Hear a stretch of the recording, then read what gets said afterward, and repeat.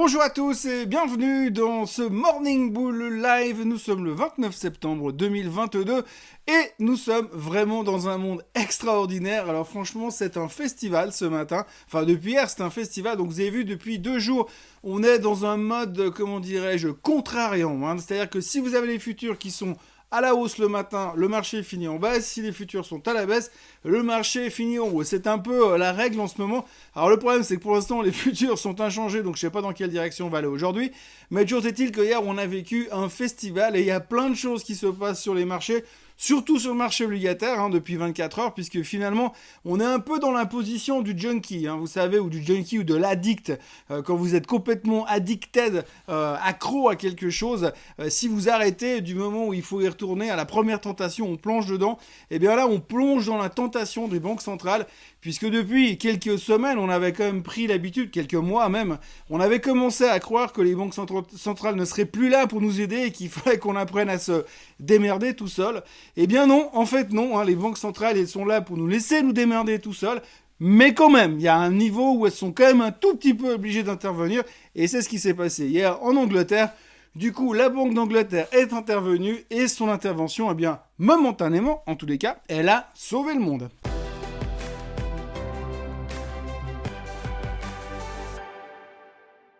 Oui, alors hier, du coup, on pouvait prendre tous les graphiques du monde, on pouvait faire tous les fondamentaux de la Terre, on pouvait discuter économie, on pouvait discuter fondamentaux économiques, on pouvait parler de PI, de P/E ratio, de valorisation excessive ou insuffisante, peu importe, on pouvait faire des statistiques sur le passé pour essayer de déterminer quels seraient les lows du marché, à quel moment on pouvait rentrer à nouveau dans le marché. Mais en fait, ça servait strictement à rien, puisque hier, on a eu l'intervention de la Banque d'Angleterre, et c'était le truc principal qui a fait bouger le marché. Ça et un éventuel médicament sur Alzheimer qui pourrait fonctionner selon les dernières études de Biogen. Alors commençons par la manip de la journée d'hier, l'intervention entre guillemets de la Banque centrale d'Angleterre. Donc vous l'avez vu depuis quelques jours, nouveau budget en Angleterre, nouvelle première ministre, nouvelle dame de fer qui a pris le pouvoir avec un nouveau budget qui est surtout censé aider les ménages qui ne peuvent pas payer leur facture d'électricité, donc mis un cap aux factures d'électricité. Donc toute cette hausse de l'énergie a mis en difficulté les Anglais, pas que les Anglais d'ailleurs, un peu le reste du monde, mais en tout cas les Anglais. Les Anglais ne pouvaient plus payer, ils ont modifié le budget, ils ont proposé d'aider le peuple finalement à payer. Un budget excessif, un budget trop coûteux, ça n'a pas du tout plu au marché dans un premier temps, donc le marché s'est pété la figure. Les rendements du 10 ans et des autres obligations d'État anglaises ont pris l'ascenseur et sont partis au ciel. Et puis derrière, le GBP, le livre sterling, s'est littéralement effondré. Ça, on l'a vu, c'est du passé. Mais hier, la Banque centrale d'Angleterre a décidé de ne plus réduire la taille de son bilan et finalement de racheter à peu près toutes les obligations à vendre sur le marché pour soutenir le marché, pour essayer d'empêcher l'effondrement total du système, parce qu'on commençait à avoir certains fonds, on avait peur que certains fonds de pension partent en vrille, puisque le marché obligataire était en train de s'effondrer littéralement. Alors, dans un premier temps, le ministre des Finances a essayé de dire « Oui les gars, si vous pouvez arrêter de vendre les obligations, ça nous arrangerait ». Visiblement, quand vous avez un ministre des Finances qui vient dire « S'il vous plaît, monsieur, vous pouvez arrêter de vendre », en général, le marché dit « Comment te dire ? On s'en fout, on fait ce qu'on veut ». Donc du coup, la Banque d'Angleterre a mis ses gros sabots dedans, est intervenue et a sauvé le marché, puisqu'elle a dit qu'en gros, elle allait signer un chèque en blanc et que tout ce qui venait allait bien le racheter. Alors on ne sait pas trop d'où ils sortent l'argent, visiblement ils impriment, mais peu importe. Donc ils rachètent toutes les obligations qui viennent au passage pour limiter la casse, et puis du coup ils voulaient diminuer leur bilan, ils font juste un peu l'opposé, ils augmentent encore leur bilan, le temps que ça se calme. Alors pourvu que ça se calme, donc du coup on a pris conscience d'une chose, c'est que quoi qu'il arrive, les banques centrales seront toujours là pour nous. Alors c'est un peu le monde dans lequel on vit depuis un bon moment, depuis pratiquement la crise des subprimes, où on a compris que si les banques centrales ne s'en mêlaient pas, on était mort, que le système financier tel qu'on le connaît aujourd'hui s'effondrait et puis qu'on n'avait plus aucun espoir. Donc depuis 2008-2009, les banques centrales ont pris le pouvoir et ont commencé à nous aider. On a commencé à se dire, on a un put de banque centrale, c'est-à-dire quoi qu'il arrive, de toute façon, dès que ça partait en vrille, les banques centrales intervenaient et puis on était tranquille. Donc c'est un peu sur ça qu'on a surfé depuis 2008-2009. Et alors, il y a eu des hauts et des bas, mais globalement, ils ont toujours dit qu'ils étaient là. Et puis, on a eu entre deux le whatever it takes, enfin, etc. Durant toute cette période, on a pris conscience que les banques centrales étaient nos amis et puis qu'ils allaient laisser fluctuer le marché dans un range, on va dire, correct, mais qu'à un moment ou un autre, ils seraient de toute façon là en cas de difficulté. Et puis, est arrivé 2022. Alors à 2022, on a compris que l'inflation n'était plus transitoire, elle était plus sous contrôle, donc les banques centrales ont commencé à dire non, alors les gars, maintenant vous allez vous démerder tout seul, et nous, on se retire du jeu et on laisse, on va dire, on sera plus là pour vous aider, on va essayer simplement de freiner l'inflation, et ce sera notre priorité. Donc ne comptez plus sur nous, maintenant vous vous débrouillez tout seul dans votre coin. Alors ça, vous l'avez vu, depuis qu'on a commencé à intégrer cette donnée, on n'a pas trop aimé l'idée. Hein. On s'est dit quand même, c'était quand même beaucoup plus pratique quand on sautait depuis l'avion avec un parachute.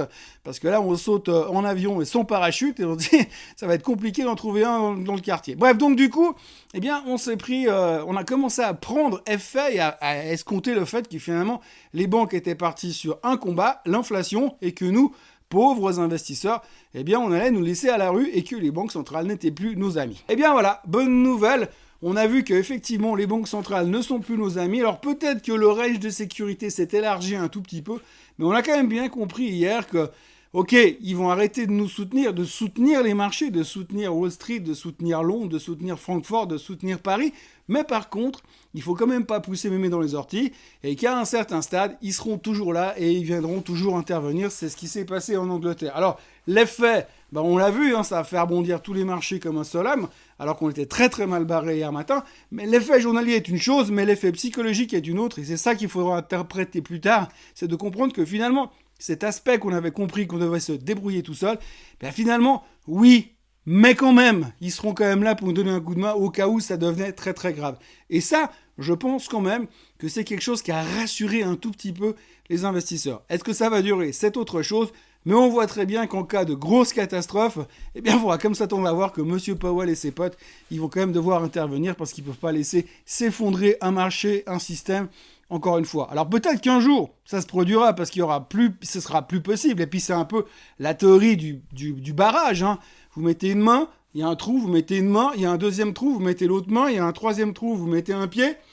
Et puis c'est au quatrième trou que ça devient compliqué. Alors est-ce que les banques centrales vont se retrouver dans une position similaire un jour? On ne sait pas.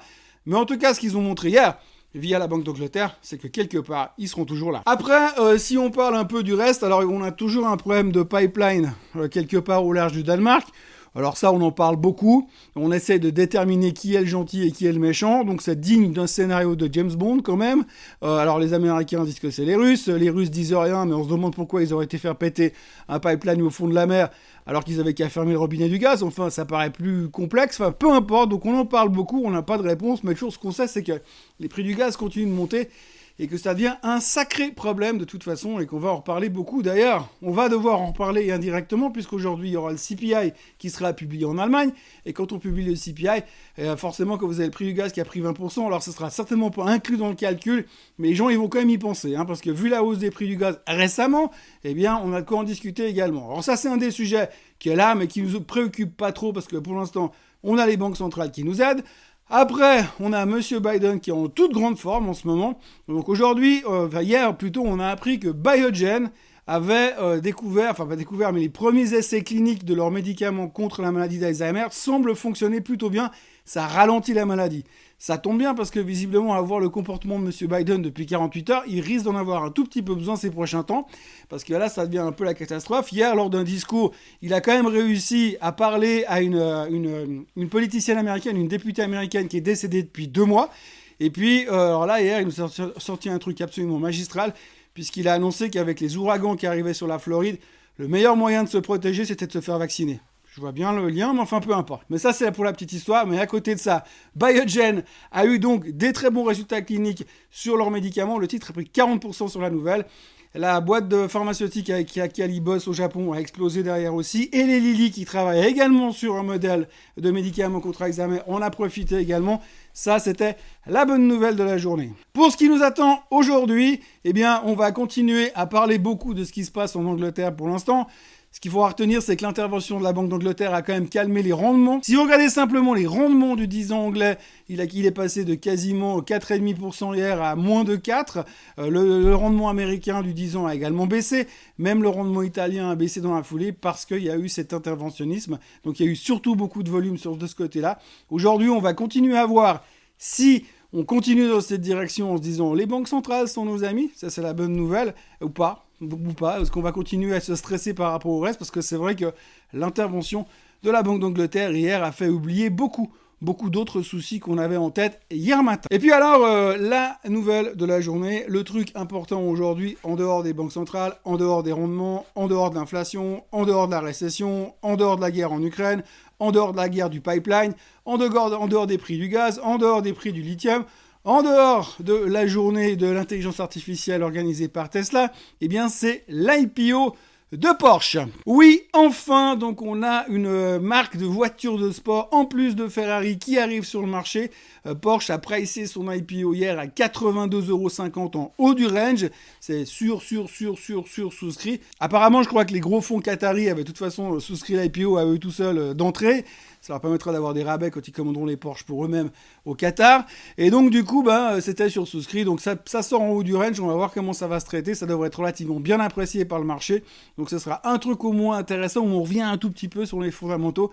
Je pense que, fondamentalement, ça reste un truc, si ça reste à des prix corrects, ça sera intéressant d'investir et de surveiller pour les prochaines années sur Porsche parce qu'ils ont quand même un énorme succès. Quand on voit un peu les nouvelles fondamentales qui circulent aujourd'hui sur le monde de l'automobile, on a l'impression que après la crise du Covid, après ces 2 années relativement compliquées, ça a l'air de vouloir repartir dans la bonne direction à partir de 2023. Et quand on voit comment les voitures de luxe n'ont quasiment pas senti la douloureuse durant ces derniers mois, eh bien on peut s'attendre à des bonnes surprises du côté de Porsche, bien évidemment, mais aussi de Ferrari, bien sûr. Voilà ce qu'on pouvait dire aujourd'hui. Donc on a appris hier que les banques centrales étaient toujours là pour nous, seront toujours là pour nous, pourvu que ça dure. N'oubliez pas de vous abonner à la chaîne Suisse Côte en français. N'oubliez pas de liker cette vidéo. On approche avec un suspense insoutenable en direction des 25 000 followers. N'oubliez pas de liker cette vidéo, de la partager, d'en parler autour de vous et de revenir demain matin pour voir ce qui s'est passé, puisque les futurs sont inchangés, qu'on aura les chiffres du CPI en Allemagne, mais qu'on aura aussi le PCE aux États-Unis, PCE qui est très important pour la Fed, et puis alors le GDP.